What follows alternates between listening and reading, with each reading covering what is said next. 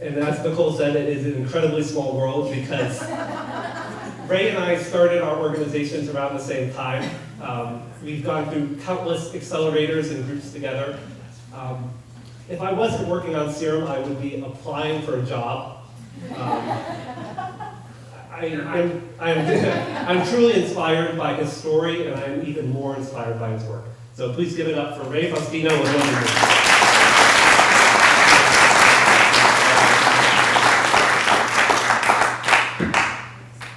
Wow, thank you so much, Nicole, Adam, amazing. And thank you to the SV2 community for your support and for inviting me here tonight to speak. I'm Rey Faustino, the CEO and founder of One Degree. And I'm going to tell you a couple of stories about empathy tonight. So first and foremost, my family and I moved to the US when I was 8 years old from the Philippines. This was back in the early 90s. And back then, my family settled in a tiny town in Southern California. And to make ends meet, my parents, like many immigrants, worked multiple jobs. Even though my parents were both trained architects in the Philippines, my parents couldn't find work here as architects in the middle of the early 90s recession. There they are.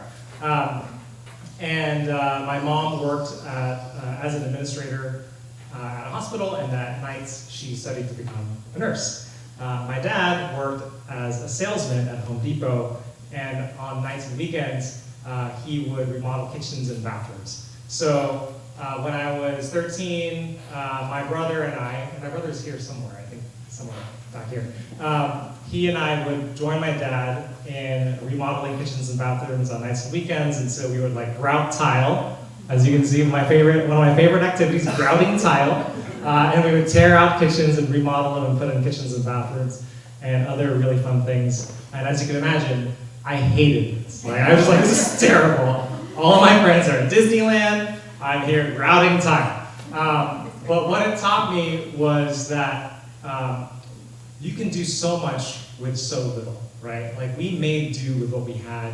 My parents were entrepreneurial, they were resourceful. My dad taught me what it meant to be scrappy and resourceful. And it just was so inspirational for me as I was like working on my own career. And it wasn't inspirational at the time because I was grouting tile, but we made do with what we had. And I remember one night, my parents didn't have the solution to a problem. My parents, they were coming home and it was a dark night, it was raining. My mom was crying as she was walking to the door. My dad was pale, like he looked like he just saw a ghost. And later that night we found out that my parents were talking to a lawyer who was going to help us with our immigration process, and that guy turned out to be a fraudulent lawyer, and he ran off with our family's life savings. And this set us back years and years and years in our immigration process. And we were devastated. They worked super hard, as I mentioned. And my parents didn't know who to trust, and they didn't know who to turn to. They felt like their whole trust in the community was shaken. And as kids, like we were teenagers at the time, like we felt like we were helpless, we didn't know what to do. And so it took us years and years and years. It took us about 15 years to rebuild from that incident. And it's still, I still think about it, and it still haunts me today. But we were able to rebuild and bounce back. And after about 15 years of installing kitchens and bathrooms, my family and I finally became citizens. And yes, yay, yay! And they're thriving. They live in Las Vegas, and my brother just moved here to Silicon Valley, he moved to Sunnyvale to work at a tech company. And I knew that we were going to make it because of a mix of both the hard work that my parents were doing and also because of luck. And I knew that because of this experience and many other challenges growing up as an immigrant, I wanted to make sure that other kids and families weren't going through the same things that me and my family went through. So actually, very funny story, I told my parents that I wanted to be a teacher too. And they were like, hell no. And I was like, I wanted to give back, But I found kind of a sneaky way around it. I went to work at a nonprofit here in East Palo Alto called Build, and that was my first job, and my job title was program manager. And I was like, look, Mom and Dad, I'm a program manager. But my day-to-day work was working with low-income and at-risk kids, helping them navigate the college system and graduate from high school and then go off to college. So that was my sneaky way to work around my parents. And I loved doing that work. I loved working with our students and families. And what I found was that even though we were helping our kids close the achievement gap, there were still so many poverty-related issues that our kids were going through every single day.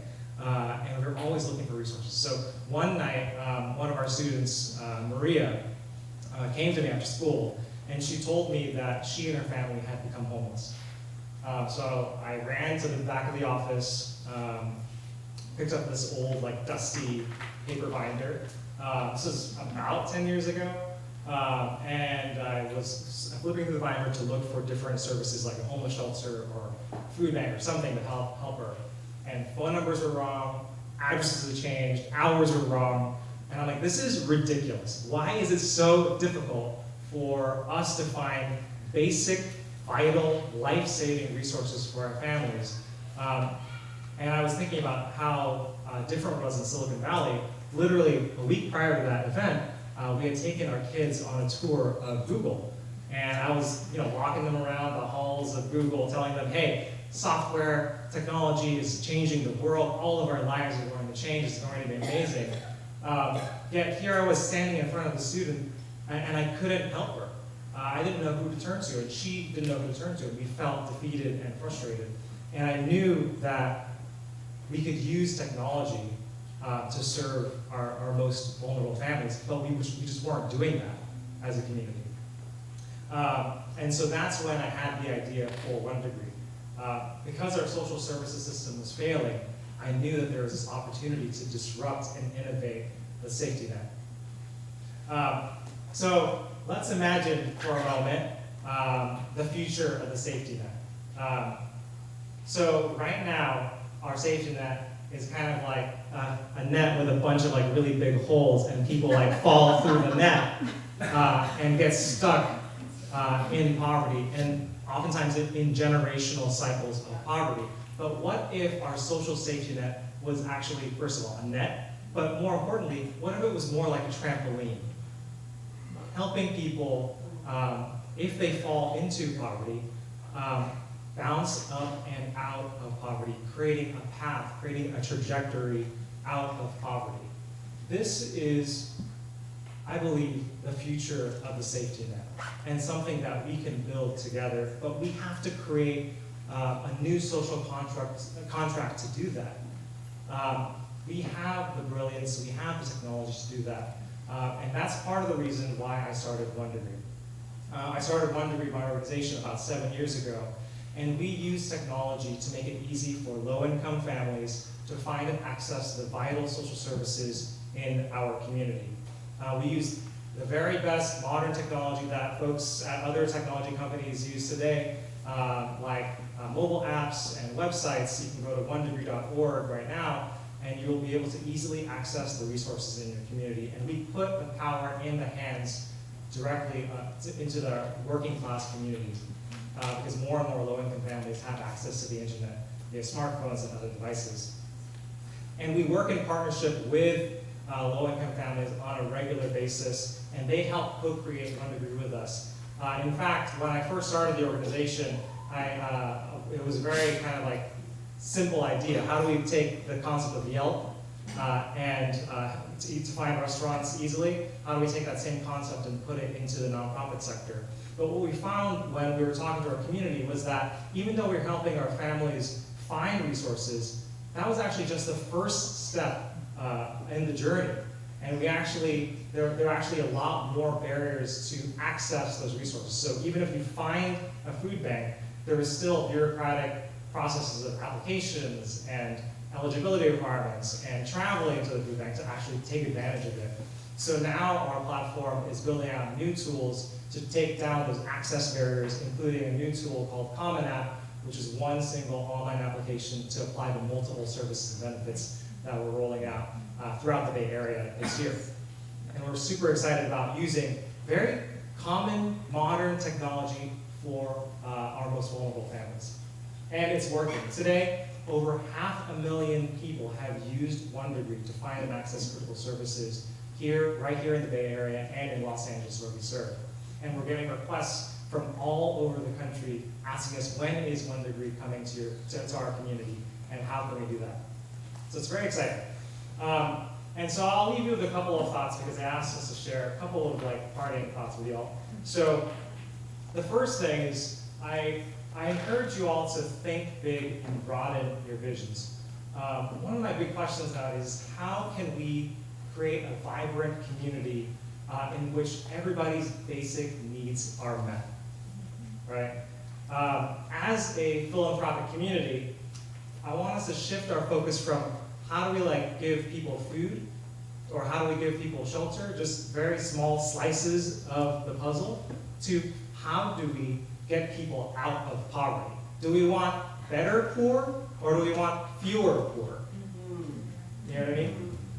And the safety net is incredibly ripe for innovation. There's so much opportunity for innovation in our safety net.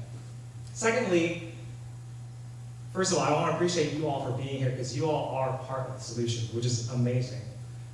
My question to you is, who's missing? There's empty chairs right here, right? Who's missing from this conversation? Who needs to be here? Who in your network needs to be activated to join this conversation and join the solution, right? We're not going to be able to create this vibrant community that is free from poverty if we are not all part of the conversation. So I encourage you to think about how you can activate your networks, your family members, your friends, to join us in this work. Just because we are the social entrepreneurs here does not mean that you cannot also be part of the solution. And I encourage you to invite others. Lastly, and a quick story, my family and I visited this place a couple of weeks ago. Has anyone been to that new spaceship campus down the street? This is Apple's new spaceship campus. It's a brilliant, beautiful feat of engineering and design. And really kind of for me, it's twofold because it shows two sides of the coin for me. My husband, as we were coming home, he turned to me and said, wow, Silicon Valley has changed. I know Apple builds digital walled gardens, but they literally build a walled garden. You cannot get even in the building, right? And so for me, it was really symbolic of technology and where we're at as a community today. And I want you to ask yourselves, are you in a walled garden of your own making? Right? Have we, as a society, built ourselves walled gardens so we can't even see outside of this garden and see the reality that our neighbors and community members are facing? The 1.3 million people in the Bay Area who can't even meet their basic needs.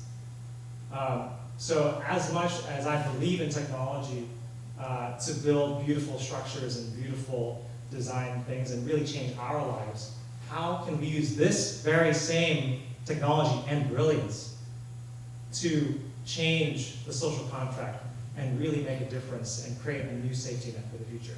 That's our challenge. There are millions of people who need us. This is our challenge, and I believe we can do it. And thank you so much.